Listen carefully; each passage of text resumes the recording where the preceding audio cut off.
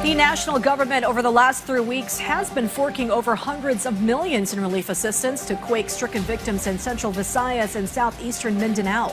This notwithstanding the previous weeks of coming to the financial and humanitarian rescue of severe storm and typhoon victims in August and September.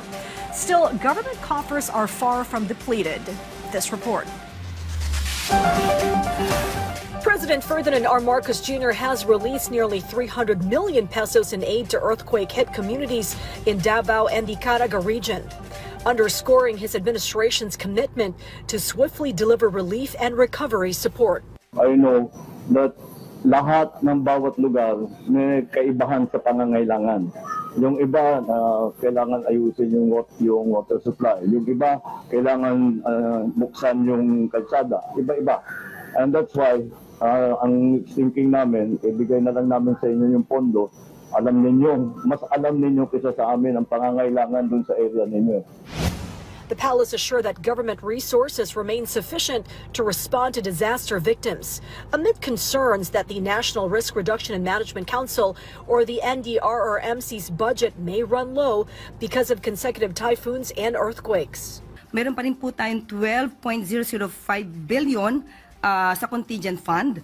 At kung mauubos man po ang contingent fund dahil sunod-sunod po ang nangyayaring calamity sa ating bansa, maaasahan po natin kung may excess revenue, makakuha po tayo sa unprogrammed appropriations mula sa SAGIP. Malacanang also dismissed alleged threats from some Duterte supporters, stressing that the president will continue to visit and assist every Filipino in need. Hindi po matatakot ang Pangulo na siya ay pumunta sa Davao dahil ang mga Davao ay kababayan natin at sila po ngayon ay nangangailangan ng tulong. So huwag gawing pamumulitika ito para takutin ang presidente para pumunta ng Davao. Hindi po matatakot ang ating presidente pumunta sa anumang rehiyon ng bansa natin dahil siya po ang presidente at siya po ay tutulong sa lahat na nangangailangan ng mga kababayan natin. The palace further defended the 20 pesos per kilo rice sale by the Department of Agriculture and the National Food Authority, clarifying that the NFA's legal mandate is to sell, not distribute rice for free. Yan po kasi ang problema kapag hindi po inaalam kung ano mga mandato ng bawat ahensya. Ang mandato po ng NFA ay magbenta. Hindi po sila pwedeng mamigay. Bawal po yan sa batas. So, ngayon po, pinalawig po ng NFA at ng DA ang mga mabibiyayaan ng 20 pesos na bigas kada kilo for all po ito sa lahat na naapektuhan po ng kalamidad.